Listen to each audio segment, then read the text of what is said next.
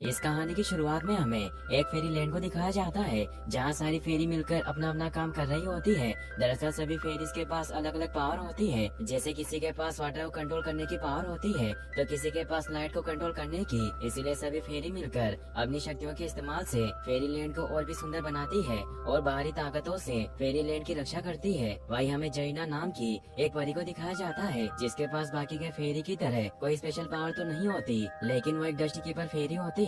दरअसल डस्ट एक ऐसा मैजिकल पार्टिकल होता है जो पूरे फेरी लैंड को खूबसूरत बने रहने में मदद करता है और सारी फेरीज डस्ट पार्टिकल की मदद से ही उड़ पाती है। रास्ते में जैना सभी फेरी से मिलती हुई आगे बढ़ी रही होती है कि तभी डस्ट वर्कशॉप की घंटी बजने लगती है जहाँ पर डस्ट पार्टिकल को छोटी छोटी पत्तियों में बंद करके फेरी लैंड के अलग अलग हिस्सों में भेजा जाता है। घंटी की आवाज सुनकर जैना जल्दी से डस्ट वर्कशॉप में आ जाती है और बाकी के डस्ट कीपर फेरी के साथ मैजिकल डस्ट को पैक करने लगती है। यहाँ पर जैना मैजिकल डस्ट के कुछ पार्टिकल को अपने बालों में लगा लेती है जिससे उसके बाल हवा में उड़ने लगते हैं और वो बहुत खुश होती है। लेकिन बाकी के डस्ट कीपर जैना को बहुत ही अजीब तरीके से देख रही होती है। दरअसल फेरी लैंड में सारी फेरी पहले से बनाए गए नियमों के हिसाब से चलती है और कभी भी रूल नहीं तोड़ती, लेकिन जैना चीजों को जानने के लिए काफी क्यूरियस होती है, इसीलिए अक्सर वो रूल्स को तोड़कर एक्सपेरिमेंट करती रहती है। अब यहाँ पर डस्ट कीपर फेरी के हेड आ जाते हैं जिनका नाम गेरी होता है। गेरी जरीना को अपने साथ ले जाते हैं और उसे ब्लू डस्ट के बारे में बताते हैं जिसकी मदद से मैजिकल डस्ट को कई गुना तक बढ़ाया जा सकता है। गेरी जरीना को ब्लू डस्ट के बारे में इसलिए बताते हैं क्योंकि उनको जरीना पर पूरा विश्वास होता है कि वो ब्लू डस्ट कीपर बनने का काम अच्छे से कर सकती है। अब क्योंकि जरीना चीजों को जानने के लिए काफी क्यूरियस होती है इसलिए वो गेरी से पूछती है कि डस्ट पार्टिकल गोल्ड कलर के क्यों होते हैं, वो बैंगनी या गुलाबी क्यों नहीं होते।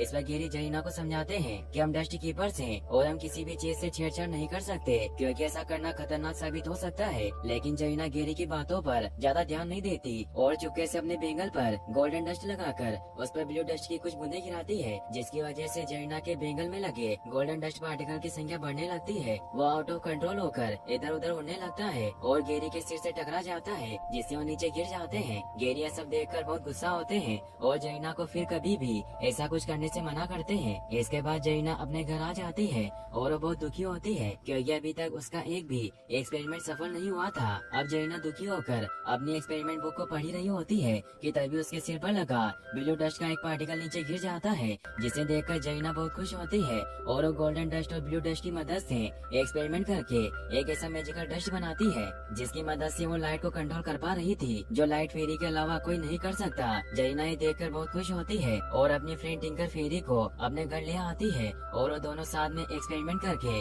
सभी कलर की डस्ट पार्टिकल बनाती है जिसे देखकर टिंकर फेरी पूरी तरह से हैरान होती है। दरअसल फेरी लैंड में सभी फेरी का अपना अलग कलर होता है और जरीना के द्वारा बनाया गया मैजिकल डस्ट उन कलर वाली फेरी के जितना ही पावरफुल होता है। टिंकर फेरी ये सब देखकर डर जाती है और जरीना को अपना एक्सपेरिमेंट रोकने को कहती है, लेकिन जरीना टिंकर फेरी की बातों पर ज्यादा ध्यान नहीं देती कि तभी गलती से जरीना के हाथों से मैजिकल डस्ट छूटकर एक छोटे पौधे पर गिर जाता है और मैजिकल डस्ट की वजह से देखते ही देखते वो पौधा बड़ा होना शुरू हो जाता है और वो जरीना के घर के साथ ही डस्ट वर्कशॉप को भी पूरी तरह से बर्बाद कर देता है। गेरी ये सब देखकर बहुत गुस्सा होते हैं और अब यहाँ पर बाकी के फेरी के साथ केन फेरी क्लेरियन भी आ जाती है। गेरी गुस्से में जरीना को फेरी लैंड के लिए खतरा बताकर उसे फेरी लैंड से चले जाने को कहते हैं। गेरी की बात सुनकर जरीना बहुत दुखी होती है और अपना सामान लेकर फेरी लैंड को छोड़कर चली जाती है। फिर हमें 1 साल बाद का सीन दिखाया जाता है जहाँ फेरी लैंड में एक वार्षिक उत्सव का आयोजन किया गया था जिसे देखने के लिए विंटर फेरी भी आई होती है। इस समय पूरा स्टेडियम फेरी से भरा होता है और टिंकर बेल अपनी फ्रेंड के साथ सभी लोगों को देख रही होती है क्योंकि आज के प्रोग्राम में वो भी अपनी फ्रेंड्स के साथ परफॉर्म करने वाली थी। अब कार्यक्रम शुरू होता है और सबसे पहले विंटर फेरी परफॉर्म करती है। इसके बाद हम ब्लैंक नाम की विंटर फेरी को देखते हैं जो अपने फ्रेंड बोबल के साथ शो देखने के लिए आया होता है, लेकिन शो के शुरू होते ही वो वॉशरूम के लिए चला जाता है। इस समय सभी लोग बहुत खुश होते हैं और विंटर फेरी को परफॉर्म करते हुए देख रहे होते हैं कि तभी वहाँ पर जरीना आ जाती है जो अपने मैजिक की मदद से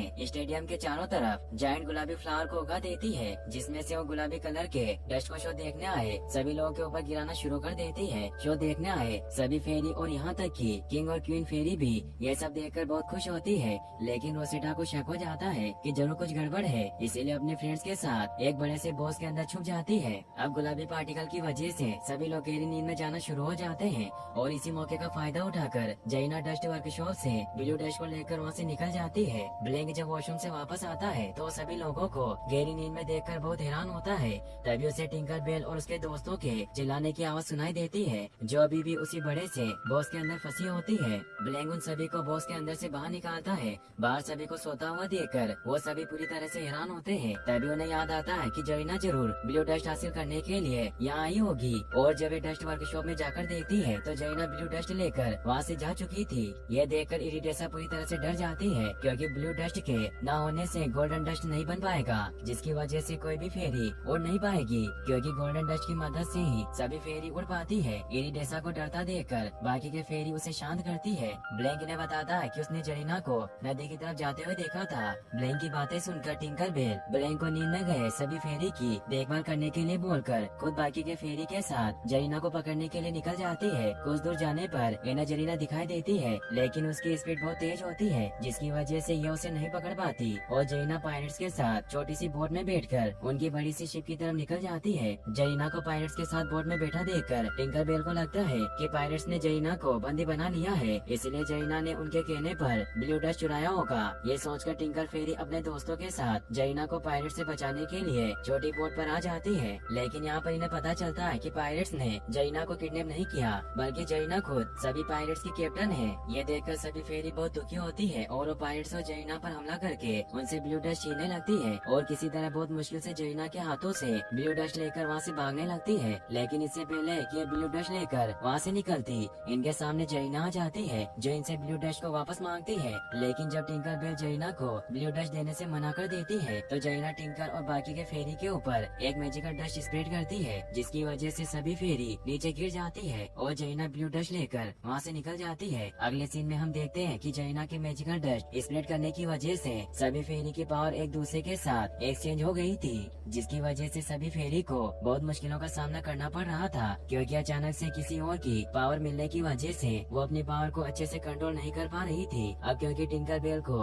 वाटर कंट्रोल करने की पावर मिली होती है, इसीलिए वो वाटरफॉल को रोके रहने की कोशिश करती है, और बाकी की फेरी को वहाँ से बाहर निकलने को कहती है। लेकिन जैसे सिल्वर मिस्ट फेरी वाटरफॉल से बाहर निकलती है, टिंकर बेल से वाटरफॉल कंट्रोल नहीं होता, जिसकी वजह से टिंकर बेल और बाकी की फेरी वाटरफॉल के साथ ही नीचे समुद्र के किनारे पर आ जाती है। यहाँ पर रोसेटा को एक क्रोकोडाइल का एक दिखाई देता है, जिसमें से अगले पल एक क्रोकोडाइल बेबी बाहर निकलता है। क्रोकोडाइल बेबी ने सबसे पहले रोशिटा को देखा था, इसीलिए रोशिटा को अपनी मॉम समझने लगता है। इसके बाद सिल्वर मिस्ट फेरी अपने तेज उड़ने के पावर का इस्तेमाल करके आसमान में जाती है, जहाँ से वो देखती है कि पायरेट्स की शिप कुछ ही दूरी पर है। अब क्योंकि पानी में भीगने की वजह से सिल्वर मिस्ट को छोड़कर कोई भी फेरी उड़ नहीं सकती, इसीलिए सिल्वर मिस्ट बाकी के फेरी को क्रोकोडाइल के टूटे हुए अंडे में बिठाकर उन्हें खींचते हुए पायरेट शिप पर पहुँच जाती है। यहाँ पर ये देखती है कि पायरेट्स जरीना को अपना कैप्टन बनाकर बहुत खुश होते हैं, क्योंकि जरीना ने पायरेट से वादा किया होता है कि उनकी शिप हवा में उड़ेगी, जिसकी वजह से वो पूरे समुद्र पर राज करेंगे। इसके बाद ये लोग स्कल आइलैंड पर पहुंच जाते हैं, जहाँ पर जरीना ने अपना खुद का एक डस्ट वर्कशॉप बनाया होता है। यहाँ पर जरीना ब्लू डस्ट की मदद से ढेर सारा गोल्डन डस्ट बनाना चाहती है, ताकि वो पायरेट्स की शिप को हवा में उड़ा पाए। यहाँ पर फेरी किसी तरह से छुपते हुए उस जगह पर पहुँच जाती है, जहाँ पर जरीना ने ब्लू डस्ट को रखा होता है। और जब जरीना जेम्स के साथ बात करने में बिजी होती है, तो सारी फेरी मिलकर ब्लू डस्ट को चुराने की कोशिश करती है, लेकिन वो आपस में एक दूसरे की पावर एक्सचेंज होने की वजह से ऐसा नहीं कर पाती, और जरीना उन्हें देख लेती है।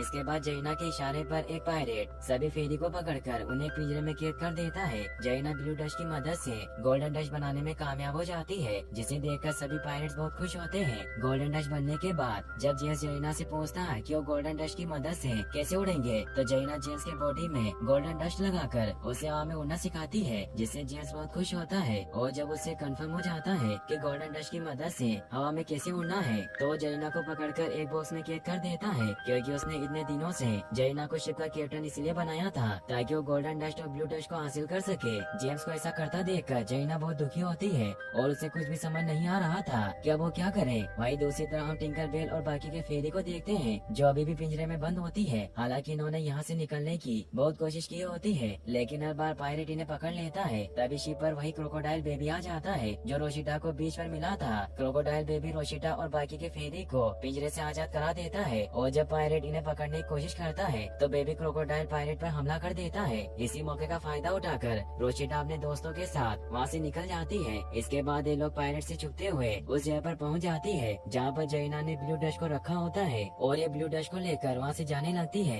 कि तभी इन्हें जेम्स की आवाज सुनाई देती है, जो इनसे कहता है कि अगर तुम लोग ब्लू डस्ट मुझे नहीं दोगी तो तो मैं जरीना को पिंजरे के साथ ही समुद्र में फेंक दूंगा। टिंकरबेल जब ये देखती है तो ब्लू डस्ट को उसी जगह पर रख देती है जहाँ से उसने उठाया होता है। इसके बाद जेम्स ब्लू डस्ट को ले लेता है और गोल्डन डस्ट को अपनी शिप पर डालने लगता है। इसके बाद वो अपनी शिप पर बैठकर वहाँ से उड़ जाता है और जरीना को पिंजरे के साथ ही नीचे समुद्र में फेंक देता है। लेकिन इससे पहले कि समुद्र में डूबने की वजह से जरीना की मौत होती, टिंकरबेल बाकी की फेरी के साथ मिलकर उसे डूबने से बचा लेती है। जरीना इस समय बहुत दुखी होती है क्योंकि यह सब उसकी वजह से ही हुआ था। जरीना को परेशान देखकर बाकी की फेरी उसे समझाती है कि जो होना था वो हो गया। इसके बाद ये लोग ब्लू डस्ट हासिल करने के लिए एक बार फिर से जेम्स के शिप पर आ जाती है। यहाँ पर फेरी और पायरेट्स के बीच में फाइट होना शुरू हो जाती है, लेकिन फेरी पायरेट्स के मुकाबले साइज में बहुत छोटी होती है, जिसकी वजह से वो पायरेट्स के सामने टिक नहीं पा रही थी। सभी फेरी मिलकर पायरेट से लड़ रही होती है और जरीना जेम्स के साथ फाइट करके उसे ब्लू डस्ट छीनने की कोशिश करने लगती है। वहीं दूसरी तरफ रोशिटा क्रोकोडाइल पर बैठकर पायरेट से लड़ रही होती है।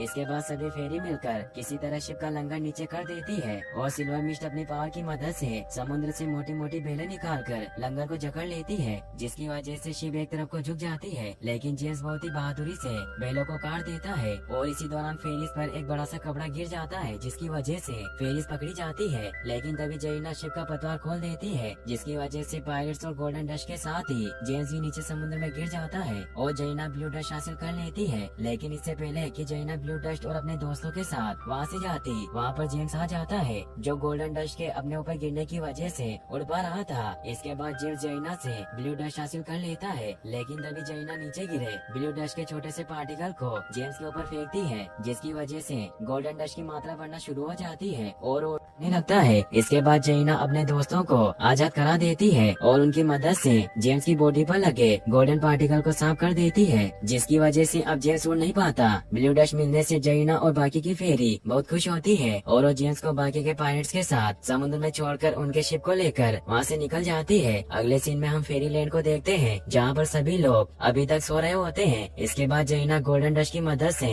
सभी को नींद से जगा देती है। गैरी जरीना को एक बार फिर से फेरी लैंड में देखकर बहुत खुश होते हैं। इसके बाद जरीना ब्लू डस्ट को फेरी क्वीन क्लेरियन को दे देती है और जब बाकी की फेरी क्वीन को बताती है कि जरीना अपनी मैजिक की मदद से एक बेहतरीन शो परफॉर्म कर सकती है, तो क्वीन जरीना को एक शो परफॉर्म करने को कहती है। जिसके बाद जरीना बाकी की फेरी के साथ मिलकर एक बहुत ही शानदार शो परफॉर्म करती है, जिसे देखकर वहाँ मौजूद सभी फेरी बहुत खुश होती है और यहीं पर इस मूवी की हैप्पी एंडिंग हो जाती है।